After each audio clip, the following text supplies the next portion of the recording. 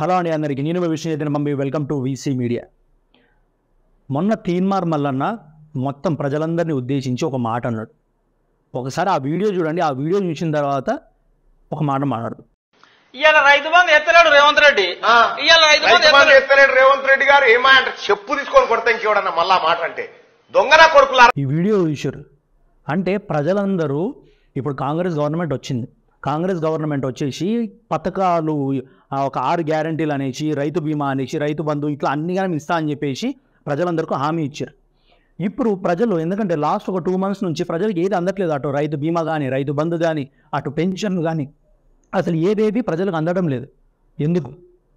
తర్వాత రైతు బంధు రావట్లేదని ఎవరన్నా ప్రశ్నిస్తే ఇట్లా చెప్పు తీసుకుని కొడతాం అడిగినోని అనేసి తీన్మార్ మల్లన్న బెదిరిస్తాడు. ఇదేనా?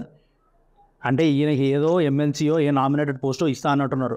దానికి ఈయన కూడా సరే అనేసి ఇష్టం వచ్చినట్టు బిహేవ్ చేస్తుండు. ఇంతకుముందేమో అట్లా చేయాలి, ఇట్లా చేయాలి, కాంగ్రెస్ని గెలిపియాలి, కాంగ్రెస్ రావాలి, కాంగ్రెస్ అధికారంలో రావాలి, అందరు మంచిదే కాంగ్రెస్ అని అన్నాడు. ఇప్పుడు అంటే పని చేయకపోతే పని ఎందుకు చేయరని అడిగినా చెప్పు తీసుకుని కొడతారా?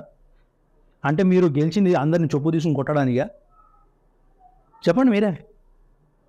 ఎందుకంటే రైతు బంధు రాకపోతే రాలేదని అడుగుతారు, పెన్షన్ ఇవ్వకపోతే ఇవ్వలేదని అడుగుతారు. ఎందుకంటే మీరే కదా హామీ ఇచ్చింది గెలవడానికి.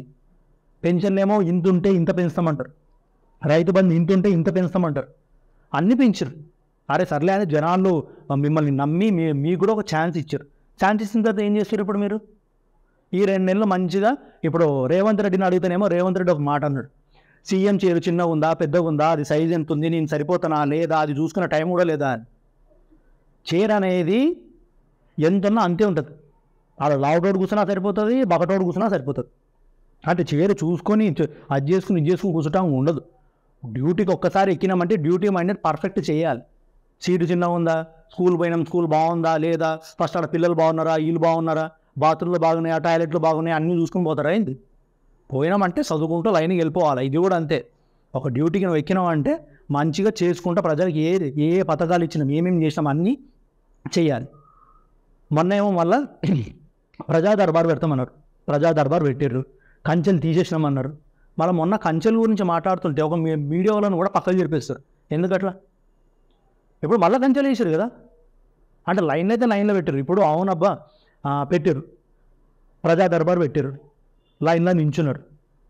రేవంత్ రెడ్డి వింటున్నా మొత్తం అందరి మాటలు. పోనీ లోపల ఎవరైనా తీసుకుంటారా?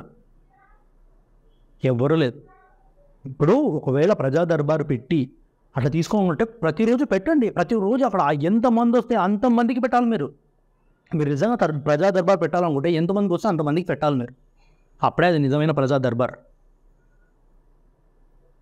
ప్రజలందరూ చూస్తూనే ఉన్నారు. ఈసారి దగ్గర మళ్ళీ ఎంపీ ఎలక్షన్స్ కూడా వచ్చేసినాయి. ఈసారి తెలుస్తుంది. ఈ నెలలు ఇప్పుడు గెలిచిరు. ఈ గెలిచిన తర్వాత ఈ 2-3 నెలలు, ఈ 4-5 నెలలు మీరు ఏం పని చేశారో ఈ ఎంపీ ఎలక్షన్లో మీకే తెలిసిపోతుంది. ఈ రిజల్ట్ బట్టి మీ భవిష్యత్తు ఏందో తెలుస్తుంది. సో మీ వీడియో నచ్చినట్టయితే please like, subscribe and share చేయండి అండ్ సపోర్ట్ చేయండి. అండ్ దిస్ విష్ణు చైతన్య పంపి, వీసీ మీడియా.